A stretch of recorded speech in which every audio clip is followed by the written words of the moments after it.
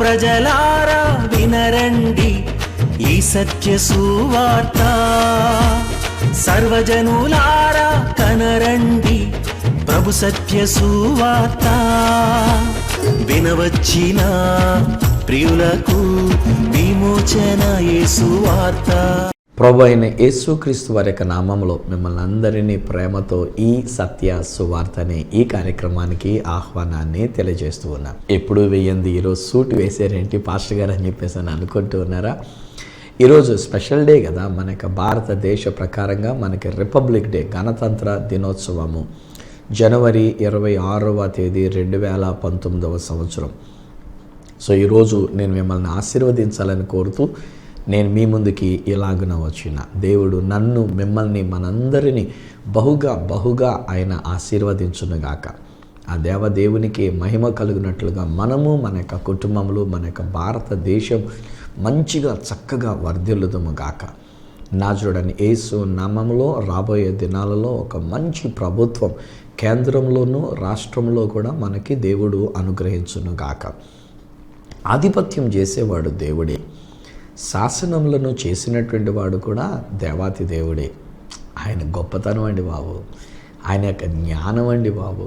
ఈ రోజుల్లో మనం ఏదో చేస్తున్నాం కానీ నిజాన్ని చెప్పాలంటే నేను విన్న ప్రకారంగా ఐ థింక్ ఎంఏ ఇంగ్లీష్ లిటరేచర్లోని లేకపోతే ఇంకా కొన్ని తరగతుల్లోని బైబిల్ గ్రంథములో ఉండినటువంటి ఒక కీర్తనల గ్రంథంలో ఉన్నటువంటి కొన్ని కీర్తనలు వాళ్ళకి ఒక పాఠ్యాంశముగాను, అలాగనే యోసేపు గారి యొక్క జీవితంలో ఉండినటువంటి ఒక విషయాలు ఈనాడు మనకి ఈ ఫుడ్ కార్పొరేషన్ అనేటువంటి ఒక ఈ ఫుడ్ కార్పొరేషన్ సంబంధించిన విషయాల్లోనూ, అలానే రాజ్యాంగ విషయంలో కూడాను, ఈవెన్ అనేకమైన దేశాలు వాళ్ళకి రాసుకున్నటువంటి ఒక రాజ్యాంగం బైబిల్ ఆధారంగా తీసుకొని వ్రాయబడినటువంటి ఒక విధానంగాను చూస్తుంటే దేవుడు ఇప్పుడున్న ఈ టెక్నాలజికల్ వరల్డ్కి ఆనాడు అన్ని వేల సంవత్సరాల క్రితమే ఈ బైబిల్ గ్రంథాన్ని ఆయన వ్రాయించి ఇచ్చినటువంటి ఒక విషయాన్ని చూస్తుంటే హ్యాట్స్ ఆఫ్ టు గాడ్ అండి. దేవునికి మనం చేయెత్తి దండం పెట్టాలి ఖచ్చితంగా.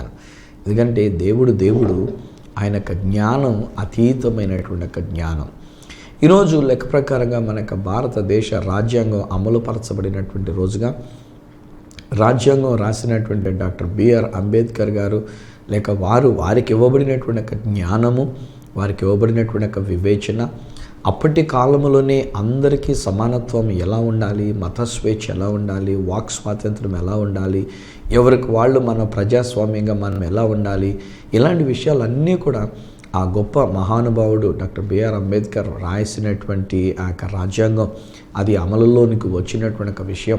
వీటిని బట్టి మన పితరులైనటువంటి వారిని బట్టి మనం దేవునిని స్తుతించాలి. గొప్పవాడైనటువంటి డాక్టర్ బిఆర్ అంబేద్కర్ గారిని బట్టి మనం దేవునిని స్తుతిస్తూ ఉన్నాం, దేవునిని ఘనపరుస్తున్నాం.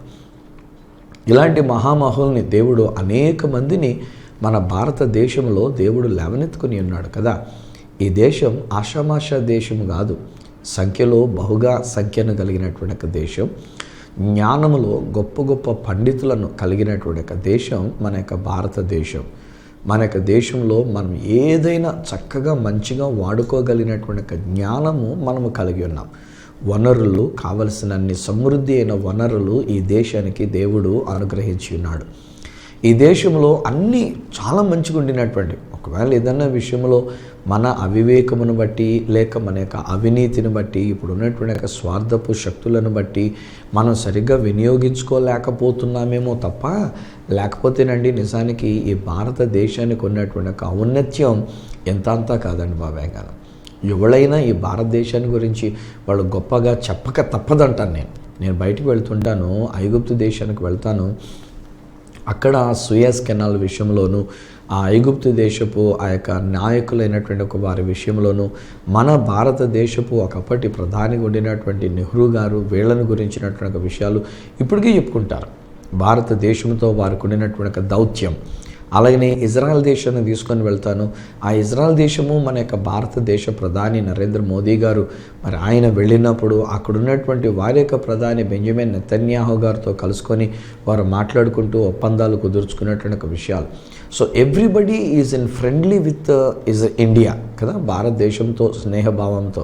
కోర్స్ ఒకవేళ పొరుగునున్నటువంటి దేశాలుగా 1-2 దేశాలు మన ప్రక్కనే ఉంటున్నటువంటివి కనుక కొన్ని ఒకవేళ వారికి ఇష్టము కానిటువంటి పరిస్థితులను బట్టి ఏదన్నా వ్యతిరేకత ఉన్నట్టుగా అనిపించినా సర్వసాధారణంగా మన యొక్క యావత్ ప్రపంచం అంతట్లో కూడా భారతదేశం అంటే ప్రేమించే వాళ్ళే ఎక్కువ.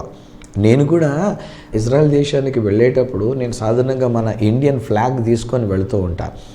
నేను కాస్త కొరసగా ఉన్నాను, అందుచేత నేను చెయ్యెత్తిన మా వాళ్ళు ఎవరికి కనబడుతున్నాయి, టోపీ ఒకవేళ పైకెత్తి చూపించినా కనబడదని సింపుల్గా ఒకసారి అలవాటు చేసుకుని అప్పటి నుంచి ప్రతి బ్యాచ్కి మన ఇండియన్ ఫ్లాగ్ తీసుకొని వెళ్తుంటాను. సో నేను ముందు నడుస్తూ ఆ ఫ్లాగ్ పైకెత్తి అలా చేపట్టుకొని ఊపుకుంటూ వెళుతుంటే అందరూ చూసినటువంటి వాళ్ళు జోర్డాన్ దేశంలో కానివ్వండి, ఇజ్రాయెల్ దేశంలో కానివ్వండి, ఐగుప్తు దేశంలో కానివ్వండి, నమస్తే ఇండియా, నమస్తే ఇండియా అని చెప్పేసి అని అంటుంటారు. ఎంత గౌరవంగా వాళ్ళు పలకరిస్తారో, ఎంత సంతోషంగా వాళ్ళు పలకరిస్తూ ఉంటారు. సో మన భారతదేశం అంతగా దేవుని యొక్క దృష్టిలో దీవించబడినటువంటి దేశం. ఇంకొక మాట కూడా నేను అంటానండి, వాస్తవానికి మిగతా దేశముల యొక్క భౌగోళికమైనటువంటి యొక్క ఆకారం చూస్తే, జియోగ్రాఫికల్గా కనుక మనం చూస్తే మన దేశంకు ఉన్నటువంటి ఒక ఆకారం ఒక గుండెకాయ లాంటి ఆకారం కదా. మనకి దేశం యొక్క ఆకారం గుండెకాయ ఎలాగైతే ఉంటుందో అలాగున కోలగా ఇలా కిందకి, అలానే పైన ఆ యొక్క దమనులు సిర్రలు అనేటువంటివి ఉన్నట్లుగా మనకి హిమాలయ ప్రాంతాల్లో ఉండినటువంటి పరిస్థితులు గుండెకాయలాగా. అందుకే చాలామంది ఏమంటారంటే ఈ భారతదేశం దేవుని గుండెకాయ లాంటిది అని చెప్పేసి అని అంటారు, దేవుని గుండె లాంటిది అని చెప్పేసి అని అంటూ ఉంటారు. ఎందుకనంటే దాదాపు 120 కోట్లకు పైగా జనాలు మనకు భారతదేశంలో ఉన్నారండి. ఎంతమంది ప్రజలను ఆలోచించేటువంటి ఒక దేవునికి నేల కాదు కానీ దేశం అంటే మట్టి కాదు, దేశం అంటే మనుషులు అని చెప్పేసి కవులు అన్నటువంటి ప్రకారంగా ఇందులో ఉన్న ఈ మనుషులను చూచినప్పుడు దేవుడు ఈ భారతదేశాన్ని ఎంతగా ప్రేమిస్తూ ఉన్నాడో, ఎంతగా ఆశీర్వదిస్తున్నాడు. సో ఈ దినం ఈ 2019వ సంవత్సరంలో జనవరి నెల 26వ తారీఖు సందర్భంగా దేవుడు మనకిచ్చిన ఈ రిపబ్లిక్ డే సందర్భంగా, అనగా ఈ గణతంత్ర దినోత్సవ సందర్భంగా నేను భారతదేశాన్ని బట్టి, దేవుడు భారతదేశానికి ఇచ్చినటువంటి ఆశీర్వాదములను బట్టి, ఐశ్వర్యమును బట్టి, ఘనతను బట్టి, పేరు ప్రఖ్యాతులను బట్టి, మనకిచ్చిన ప్రాముఖ్యతను బట్టి దేవునికి కోటి కోటి స్తుతులు చెల్లిస్తూ, మన పితరులందరిని బట్టి దేవుని స్తుతిస్తూ ఉన్నా, ఇప్పుడున్న నాయకులను బట్టి కూడా దేవుణ్ణి స్తుతిస్తూ ఉన్నా. కోర్స్ కొంతమంది న్యాచురల్ ఎక్కడైనా ఉంటారులేండి, ఒకరిద్దరు కొంత వేరేగా ఉండేటువంటి వాళ్ళు ఉంటారు, కొంచెం స్వార్థంగా పనిచేసేటువంటి వాళ్ళు ఉంటారు. అవి మనం చూచే కంటే, అలాంటి వాళ్ళని మనం చూచే కంటే మన దేశం యొక్క ఔన్నత్యాన్ని మనం చూద్దాం, దేవునిని స్తుతించి కీర్తించి కొనియాడదాం. దేవుడు మన యొక్క జీవితంలో, మన యొక్క దేశంలో గొప్ప కార్యములను దేవుడు జరిగించున్నాడు. ఈ గణతంత్ర దినోత్సవ సందర్భంగా రాజ్యాంగపు యొక్క అమలు అనేటువంటి దానిని బట్టి చూస్తూ ఒక మాట నేను మీతో పంచుకోవాలని ఆశపడుతున్నా. సృష్టి ఆరంభం నుండి మనం చూసినట్లయితే దేవాతి దేవుడు ఈ యొక్క సృష్టిని ఒక ఆకారంలోనే చేసినాడు. వర్డ్స్ ఇంకా ముందుకు వెళితే ఆదికాండం 1వ అధ్యాయం 1వ వచనంలో దేవుడైన యెహోవా ఈ యొక్క భూమిని, నేలను, ఆకాశాన్ని, భూమి ఆకాశములను సృజించెను అని ఉంటుంది. That was an entirely different creation. Long ago, I do not know when, ఎప్పుడు అనేటువంటిది అది మనకు తెలియదు.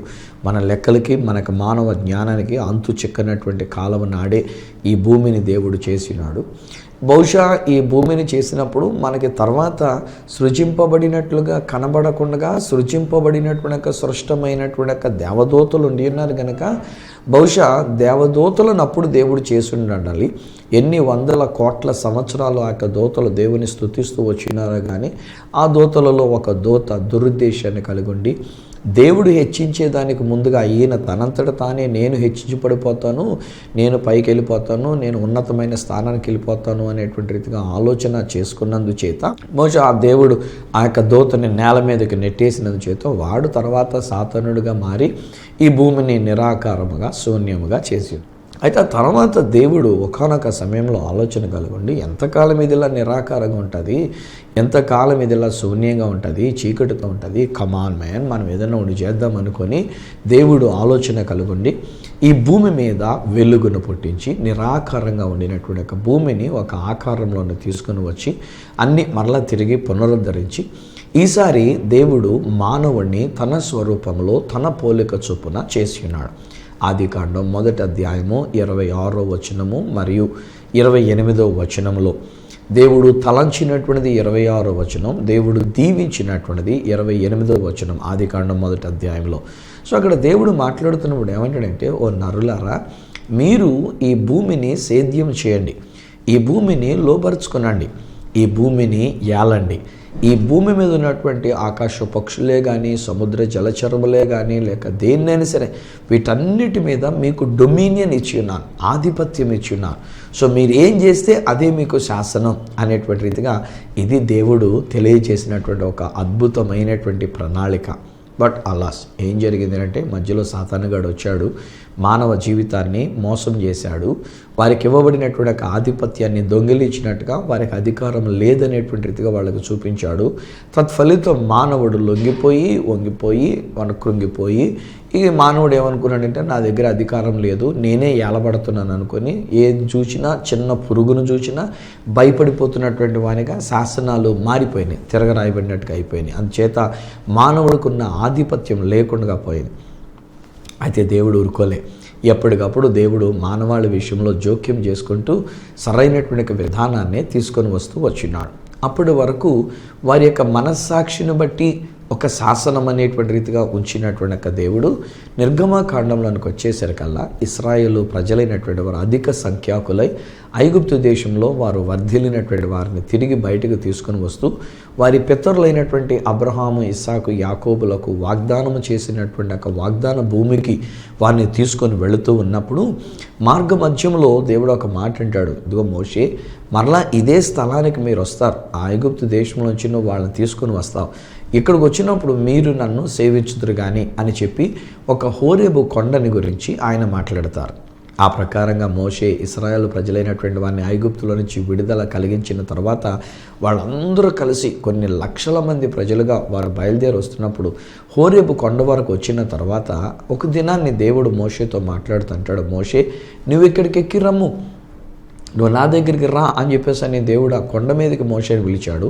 మిగతా వాళ్ళందరికీ ఒక మేర ఏర్పరిచి, అనగా ఒక సరిహద్దుని ఏర్పరిచి, మీరు ఈ కొండను ముట్టుకోవద్దు, ఈ కొండ ఎక్కొద్దు, ఎవరు దీన్ని తాకవద్దు, ఎందుకంటే పరిశుద్ధుడైన దేవుడు ఆయన దిగువచ్చి మాట్లాడుతున్నారు కనుక మీరెవరూ రావడానికి వీల్లేదని చెప్పారని చెప్పి వాళ్ళకు ఒక మేరని, ఒక సరిహద్దుని ఏర్పరిచి మోషే గారు మాత్రమే పైకి వెళ్తారు. ఆయన యెహోషువ అనేటువంటి ఆయన యొక్క పరిచారకుడు కొంచెం దూరం వరకు వెళ్తాడు, కానీ పైకంట మోషే గారు ఆ పైకి దేవుడు దిగి వచ్చేటువంటి ఒక స్థలం దగ్గరికి అన్నట్టుగా ఆయన వెళ్ళి ఉన్నాడు.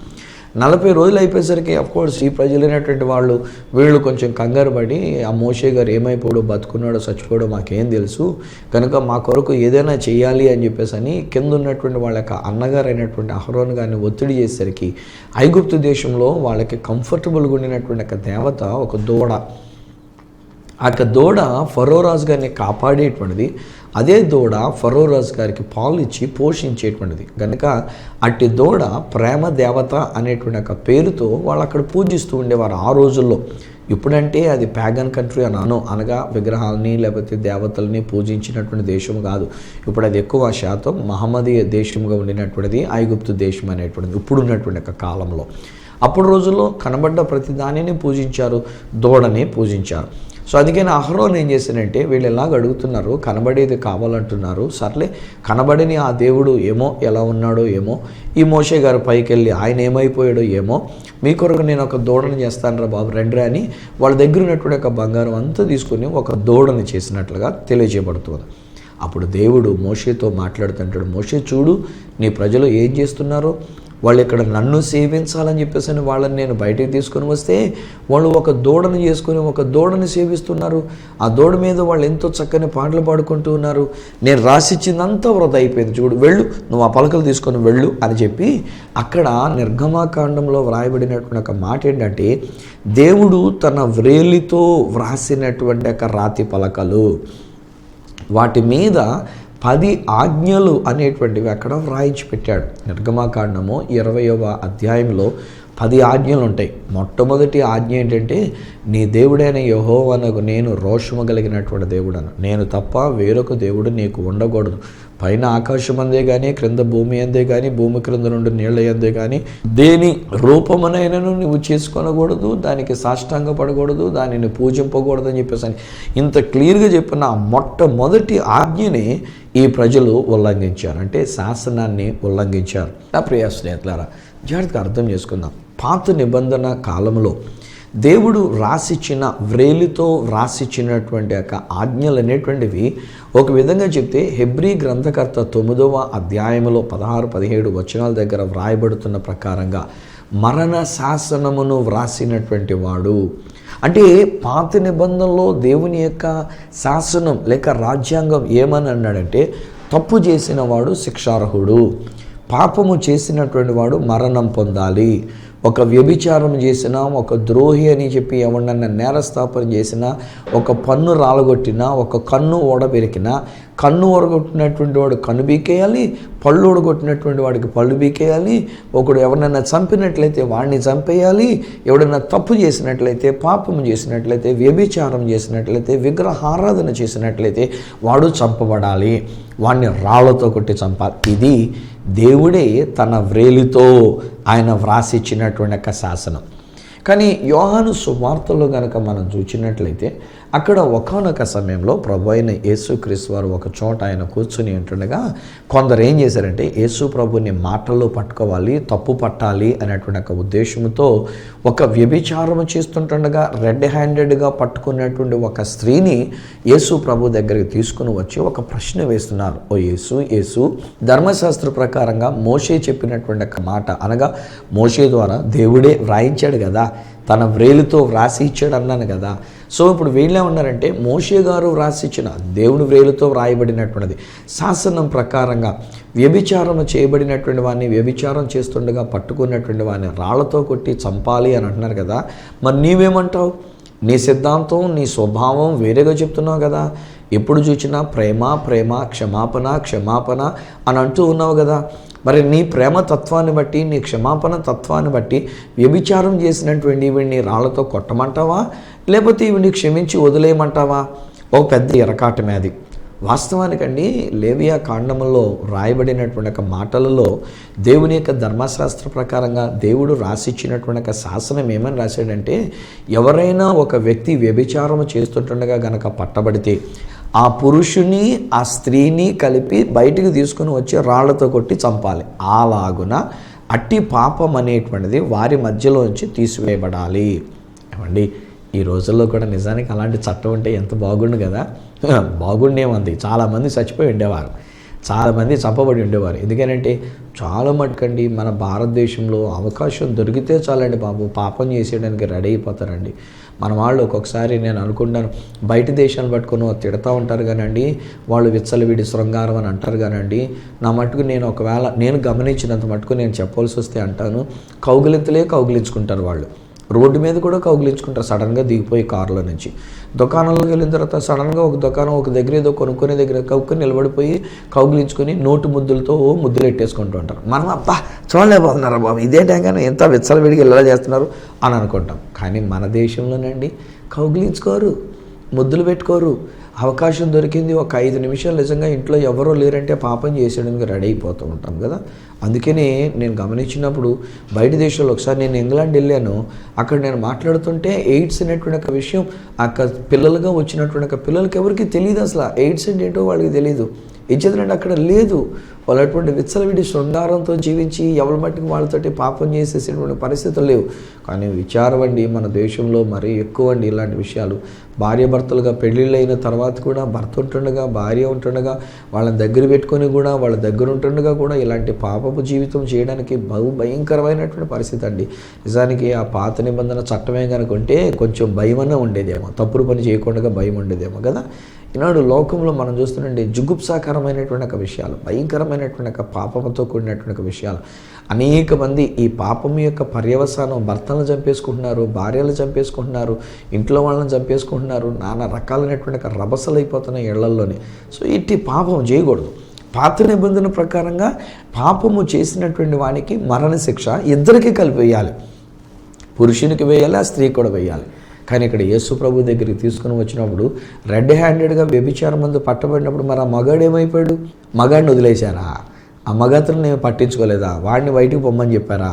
ఈవిడ మాత్రమే దొరికింది కదా అని ఆడ మనిషిని తీసుకుని వచ్చి ఇక్కడ పబ్లిక్లో నిలబెట్టి యేసు ప్రభు దగ్గర తీసుకొచ్చి వీళ్ళు అడుగుతున్నారు. అక్కడ వ్రాయబడినటువంటి ఒక మాటలో నేను గ్రహించినటువంటి ఒక విషయం ఏంటంటే, యేసుక్రీస్తు ప్రభు జవాబు ఇవ్వలే. ఆయన వంగి నేల మీద వ్రేలితో ఏమో వ్రాయుచుండేను అని ఉంటుంది. ఏం వ్రాస్తున్నారో అక్కడ మనకు రాయబడలేదు కానీ బట్ వ్రేలితో ఏమో వ్రాయుచు ఉండారు. ఇలాగ వీళ్ళు పట్టు వదలకుండా అడుగుతున్నారు, చెప్పు ఓ యేసు చెప్పు, ఏమంటావు నువ్వు? రాళ్ళతో కొట్టమంటావా? ఏసేస్తాం మేము రాళ్ళించుకొని, ఈ మనుషుడు ఇలాగ రెడ్ హ్యాండెడ్గా దొరికింది, ఏమంటావు చెప్పు అనేటువంటి రీతిగా బహుశా వాళ్ళు ఒత్తిడి చేస్తుంటే అప్పుడు యేసు తల పైకెత్తి వాళ్ళందరినీ దిగనిచ్చి చూచి ఒక మాట అంటారు, మీలో పాపము లేనివాడు ఎవడో వాడు మొట్టమొదట రాయి వేయండి, ఆ తర్వాత మిగతా వాళ్ళందరూ వేసుకోవచ్చు అన్నట్టుగా కదా దానికి ఉద్దేశం. ఒక్కడు కనీసం పాపం లేనివాడు వేస్తే మిగతా వాళ్ళందరూ వేసేద్దరు పొలవమంట. సో యేసుప్రభు ఆ మాట చెప్పి మరలా వంగి నేల మీద ఏమో వ్రాయిచు ఉండెను. కొందరు పండితులైనటువంటి వాళ్ళు ఆ విషయంలో మాట్లాడితే ఏమంటారంటే, ఒరే పిచ్చోళ్ళారా, మరణ శాసనం రాసిన వాడిని నేను రా. హెబ్రీ గ్రంథకర్త తెలియజేస్తున్నట్లుగా మరణ శాసనం రాసినటువంటి వాడిని నేను, మీరు నాకే పాఠాలు నేర్పిస్తూ ఉన్నారా? మీరు నన్నే ఇలాగని అడుగుతూ ఉన్నారా? నేను ఈ వ్రేలితోటే ఆనాడు 10 ఆజ్ఞలు రాశా, నేను ఈ వ్రేలితోటే ఈ యొక్క శాసనం అనేటువంటిది రాశా, నేనే రాజ్యాంగాన్ని రాసినటువంటి వాడిని. మనిషి జీవితం ఎలా ఉండాలి, మనిషి బ్రతుకు ఎలా ఉండాలి, తప్పు చేసిన వాడికి ఎలాంటి శిక్ష పడాలి, ఎలాంటి రీతిగా వాడు శిక్షింపబడాలి, ఏ విధమైన శిక్ష పీనల్ కోడ్ ప్రకారం ఉండాలి. సో ఎలాగున ఈ యొక్క కోడ్స్ అన్నీ రాసిన వాడిని నేను, రాజ్యాంగం రాసిన వాడిని నేను, శాసనం రాసినటువంటి వాడిని నేను, నన్నే మీరు వచ్చి ఎదురు ప్రశ్నలు వేస్తే ఏంట్రా అని చెప్పేసి అని ఆయన ఒక విధంగా రాస్తున్నట్టే, కొందరు ఏమంటారంటే ఆయన రాస్తున్నటువంటి ఒక మాటలు ఏమో వ్రాయిచూ ఉండెను, కానీ ఎవడికి వాడికి వాడు చూచినప్పుడు వాడి పాపాలు అక్కడ రాస్తున్నట్టుగా కనబడుతూ వచ్చిందంట. నువ్వు పలానప్పుడు ఈ తప్పుడు పని చేయలేదా, నువ్వు పలానప్పుడు నువ్వు ఇలా ప్రవర్తించలేదా, పలానప్పుడు పలానా వాళ్ళతో నువ్వు పాపం చేయలేదా, నువ్వు పలానా వాళ్ళ పేర్లు చెప్పి మరి అక్కడ టైం చెప్పి మరి ఎక్కడ స్థలం చెప్పి మరి బహుశా అవన్నీ కూడా రాసేస్తానంటే మనకే భయం వేస్తుంది. ఆ రోజు నా ప్రభువు చేసినటువంటి ఒక శాసనం, ఆయన రాసినటువంటి ఒక రాజ్యాంగం పాత నిబంధన ప్రకారంగా అయితే పాపము చేసినటువంటి వానికి శిక్ష విధించబడాలి, ఎవడు తప్పు చేశాడో వాడు శిక్షింపబడాలి, ఎవడు పాపము చేశాడో వాడు మరణము పొందక తప్పదు. కానీ నా యేసయ్య క్రొత్త నిబంధన ప్రకారంగా వ్రాసినటువంటి ఈ శాసనం, ఈ రాజ్యాంగం ఏమంటాడంటే, నేను నిన్ను క్షమిస్తున్నా అమ్మా, ఎవరునూ నీకు శిక్ష విధింపలేదా, ఎవరు నీ మీద రాయి వేయలేదా, నేను వేయను. నీ మీద రాయి వేయడానికి నేను రాజ్యాంగం రాయలేదు, నీ మీద నేరస్థాపన చేయడానికి నేను ఈ రాజ్యాంగాన్ని రాయలేదు, నీ మీద ఒక శాసనంగా మరణ శాసనం చేయడానికి రాయలేదు. నిజానికి అక్కడ ఆ యొక్క హెబ్రీ గ్రంథకర్తలో వ్రాస్తూ ఉన్నప్పుడు మరణ శాసనము రాసినటువంటి వాడు బ్రతుకున్నంత వరకు, మరణ శాసనం రాసిన వాడు చనిపోతే ఆ మరణ శాసనం కొట్టివేయబడుతుంది. సో ఇక్కడ ఏం జరిగింది అంటే 2000 సంవత్సరాల క్రితం మరణ శాసనాలు అనగా పాపము చేస్తే వాడు చావాలి, పాపము వలన వచ్చే జీతము మరణము, పంటికి పన్నోడు కొట్టాలి, కంటికి కన్నోడు బెరకాలి అని వ్రాసినటువంటి ఆ రాజ్యాంగం రాసిన వాడు ఆయనే శిలువ మరణములో చనిపోవడానికి వెళ్ళి ఉన్నాడు. నా మరణాన్ని ఆయన తీసుకున్నాడు, నా శిక్షని ఆయన భరించినాడు, నాకు రావాల్సినటువంటి ఒక తీర్పు ఆయన తీర్చుకొని ఉన్నాడు, ఆయన తన మీద వేసుకొని ఉన్నాడు, ఆయన దానిని కొట్టివేస్తూ ఆయన తన ప్రాణాన్ని నా కొరకు పెట్టాడు. అంటే నేను పొందవలసిన శిక్ష, నేను పొందవలసిన రాజ్యాంగపరమైనటువంటి ఒక శిక్ష, రాజ్యాంగపరంగా నాకు రావాల్సినటువంటి ఒక తీర్పు నేను పొందనక్కర్లేకుండా ఉండే నిమిత్తమై రాసిన వాడే దానిని తీసుకొని తన మీద వేసుకొని ఆయన మరణం అనే శిక్షని అనుభవించి ఈరోజున మనకు వ్రాసినటువంటి ఒక శాసనం, రాజ్యాంగం ఏమిటంటే ప్రేమ, క్షమాపణ, దయ, కనికరము ఇవి ఇచ్చాడండి. అందుకనే దేవుడు అంటాడు, ప్రేమించండి, క్షమించండి, కనికరించండి. అఫ్కోర్స్ అలాగని చెప్పేసి ఇప్పుడు రాజ్యాంగంలో తప్పు చేసిన వాడిని అలా క్షమించమని నేను చెప్పట్లే. రాజ్యాంగం రాయబడినటువంటిది మంచిది, దానికి ఉన్నటువంటి ఒక పీనల్ కోడ్స్ ప్రకారంగా ఉన్నటువంటి దానిలోనే మనం జరగాలి. కానీ ఓవరాల్గా మనం చూసినట్లయితే, ఆత్మ సంబంధమైనటువంటి విషయంలో మనం చూసినట్లయితే నా దేవాతి దేవుడు ఏమనంటే, నేను చేసిన పాపములన్నిటికీ, నేను చేసిన తప్పిదములన్నిటికీ, నేను చేసిన నా దోషములన్నిటికీ యేసు తాను శిక్షను అనుభవించి ఈరోజు నా గురించి అంటాడు, సువార్త రాజుని విడిచిపెట్టండి, సువార్తరాజుని క్షమించండి, సువార్తరాజు కొరకు నేను శ్రమ అనుభవించేశాను, ఈ సువార్తరాజు అనేటువంటి వ్యక్తి కొరకు నేను సిలువలో మరణం పొంది ఉన్నాను కనుక ఇక సువార్తరాజు నేరస్తుడు కాడు, సువార్తరాజు దోషి కాడు, సువార్తరాజు శిక్షార్హుడు కాదు. ఆ శిక్ష నేను భరించి నేను సిలువలో ప్రాణం పెట్టాను కనుక అతనికి క్షమాపణ ఇస్తున్నానని చెప్పేసి ఎలాగన దేవుడు నా విషయంలో అంటున్నాడు, మీ విషయంలో కూడా అంటున్నాడు. ఈ రోజుని మన భారతదేశాన్ని దేవుడు ఎంత ప్రేమించాడండి. ఒకవేళ మనం దేవునికి విరుద్ధముగా జీవిస్తున్నా, దేవునికి ఇష్టము కాని పనులు మనం చేస్తున్నా, ఇంకా మనం పాపములో జీవిస్తున్నా, ఇంకా మనం దేవునికి వ్యతిరేకంగా జీవిస్తున్నా, దేవునిని మన మనస్సు కష్టపెట్టినట్లుగా, గాయపరిచినట్లుగా, వ్యతిరేకమైనటువంటిగా మనం ప్రవర్తిస్తూ ఉన్నా ఆయన ఇంకా మనల్ని క్షమిస్తున్నాడు. ఈరోజు కాబట్టి ఈ రోజుకైనా కనీసం నా కుమారుడు నన్ను అర్థం చేసుకుంటాడు, నాకు శాసనాన్ని అర్థం చేసుకుంటాడు, నా ప్రేమ శాసనాన్ని అర్థం చేసుకుంటాడని ఆయన ఎదురు చూస్తున్నాడు. ఒక చిన్న విషయం చెప్పి నేను మీ కొరకు, ఈ దేశం కొరకు ప్రార్థన చేయాలని ఆశపడుతూ ఉన్నా. బైబిల్ గ్రంథంలో నిజానికి ఈ తండ్రి అనగా తప్పిపోయిన కుమారుని యొక్క తండ్రి, ఆ తప్పిపోయిన కుమారుడు బయటికి వెళ్ళిపోయి తన ఆస్తినంతా పాడు చేసుకొని తిరిగి వచ్చినప్పుడు తండ్రి చూపించినటువంటిది ఏంటంటే, ఒక విషయంలో బైబిల్ గ్రంథంలో హెబ్రీ పత్రికలు అంటాడు, తండ్రి శిక్షించిన కుమారుడు అని చెప్పేసి అంటాడు. తండ్రి ఎవరిని ప్రేమిస్తాడో వాడిని శిక్షిస్తాడు, దండిస్తాడని చెప్పేసి అని అంటాడు. సో దైవజనులు అనిల్ కుమార్ గారు ఒకసారి మాట్లాడుతున్నప్పుడు ఆయన అన్న మాట ఏంటంటే, తండ్రి పెట్టే శిక్ష ఏంటంటే ఓవర్ లవ్ చూపించేయడమంట, అధికమైన ప్రేమను కనబరచాడంట. ఇంక అందులో ఆ ప్రేమలో వాడు తట్టుకోలేక ఉక్కిరి బిక్కిరి అయిపోయేటట్టుగా వాడు ఇల్లు విడిచిపెట్టి వెళ్ళాడు, తన ఆస్తినంతా పాడు చేసుకున్నాడు, దుర్వ్యాపారం చేసుకున్నాడు, బట్టలోడ తీసుకుని ఉన్నాడు, దిగంబరుడుగా తిరిగి వస్తున్నాడు, చింపురు జుట్టుతో వస్తున్నాడు, వస్త్రహీనుడుగా వస్తున్నాడు. కానీ తండ్రి ఏం చేశాడు, ఎదురుగా పరిగెత్తుకొని వెళ్ళాడు, వాని మెడ మీద పడి ముద్దులు పెట్టుకుంటూ మొదలుపెట్టాడు, కావుగలించుకున్నాడు. వాడికి వస్త్రం లేదు కనుక వెంటనే ఒక వస్త్రం తీసుకొని తొడగండి అన్నాడు. ఉంగరం లేదు కనుక కుమారుడని అధికారం చూపించేటువంటి ఒక ఉంగరాన్ని, అధికార రాజ్యాంగాన్ని తనకి ఇవ్వడానికి ఉంగరం పెట్టి ఉన్నాడు. నీకు నాకు సమాధానం ఉందని చెప్పేటువంటి ఒక సమాధాన సిద్ధ మనసు అనే జోడు తొడిగించాడు. మనమందరూ కలిసి పండగ చేసుకుంటాం. ఈ దెబ్బకి ఆ తప్పిపోయి తిరిగి వచ్చిన కొడుకు తట్టుకోలేకపోయినటువంటిది, అది దేవుని యొక్క శిక్ష అంటేను. ఈరోజు నా ప్రియ స్నేహితులారా, దేవుని యొక్క రాజ్యాంగం ప్రేమ రాజ్యాంగం, దేవుని యొక్క రాజ్యాంగం ఆయన క్షమాపణ రాజ్యాంగం. ఆయన వ్రాసినటువంటి యొక్క శాసనములన్నీ కూడా మన శిక్షని తన మీద వేసేసుకొని ఆల్రెడీ ఇప్పుడు మనకి కావలసినటువంటి యొక్క క్షమాపణ ప్రేమ ఇచ్చి మనలను, మన దేశాన్ని దేవుడు దీవిస్తున్నాడు. నేను మరొకసారి డిక్లేర్ చేస్తున్నా, దేవుడు నన్ను జన్మింపజేసిన నా భారతదేశం దీవించబడి ఉన్నది. ఈ భారతదేశంలో ఉన్నటువంటి ప్రజలందరూ తెలివితేటలు, వివేచన కలిగినటువంటి వారు. ఏదో ఒక రోజు ఆ దేవుని ప్రేమను తెలుసుకుంటారు. ఎందుకంటే నా దేవుడు మంచి దేవుడు, తన యొక్క ప్రేమని ఎలాగైనా వీరికి తెలియజేస్తాడు. నా దేశ ప్రజలు, నా తెలుగు ప్రజలందరూ కూడా ఆ ప్రభు యొక్క ప్రేమను తెలుసుకొని ఈరోజు మనం ఈ గణతంత్ర దినోత్సవంగా, రిపబ్లిక్ డేగా మనం జరుపుకున్న ఈ శుభ సందర్భంలో ఆ దేవుని యొక్క ప్రేమని, దేవుడిచ్చిన క్షమాపణను మనం తెలుసుకొని పండుగ చేసుకుందాం. ఆ ప్రభు మనకిచ్చేటువంటి ఒక మోక్షంలోనికి వెళ్ళి ఆ దేవుని స్తుతించి ఆరాధించుకుందాం. తండ్రి, ఈరోజు నా భారతదేశాన్ని నేను దీవిస్తూ ఉన్నా.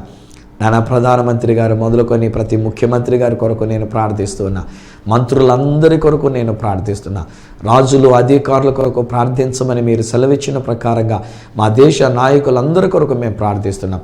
రాబోయేటువంటి కాలంలోనైనా జరగబోయే ఎన్నికల విషయంలో కూడా నీ చిత్తమే సిద్ధించునుగాక, నీ ఆలోచన నెరవేరునుగాక, ఈ దేశానికి మంచి నాయకత్వం వచ్చునుగాక, నీ చిత్త ప్రకారమైన వ్యక్తులు అధికారంలోనికి వచ్చుదురుగాక, ఈ దేశం ఇంకా ఇంకా సస్యశ్యామలంగా అభివృద్ధి చెందునుగాక, మాకున్న పాడి పంటలు దీవించబడునుగాక, ప్రతి కుటుంబం దీవించబడునుగాక. మరి ముఖ్యంగా ఈ దినాన్ని, ఈ కార్యక్రమాన్ని వీక్షిస్తున్నటువంటి ప్రతి ఒక్కరు, వారు ఎవరైనప్పటికైనా సరే, ఈ రిపబ్లిక్ డే సందర్భంగా నీ దీవెనలు వారి మీదకి దిగవచ్చునుగాక.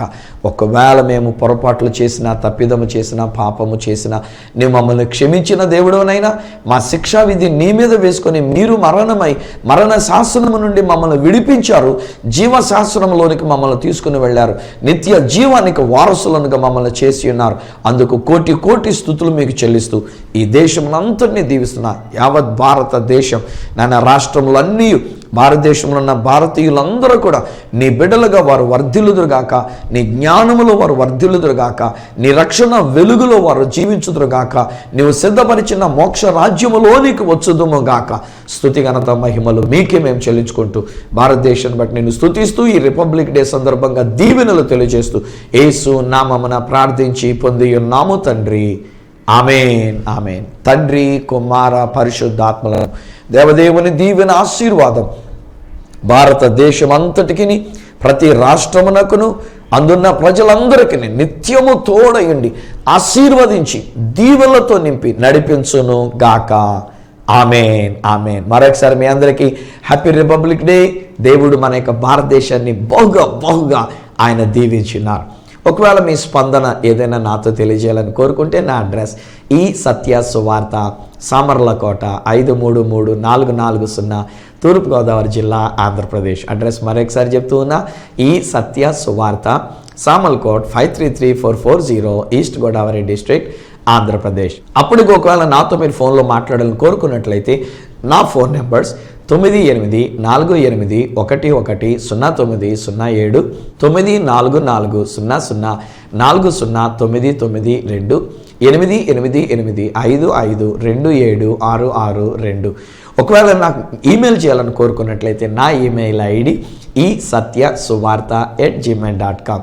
మళ్ళా నెక్స్ట్ ప్రోగ్రాంలో మిమ్మల్ని కలుసుకునేటంత వరకు ఈరోజు రిపబ్లిక్ డే దీవెనలు దేశానికి అంతటికీ తెలియజేస్తూ, నా తెలుగు ప్రజలందరికీ తెలియజేస్తూ మీ దగ్గర సెలవు తీసుకుంటున్న మీ ప్రియమైన సహోదరుడు ఈ సత్య సువార్త రాజు.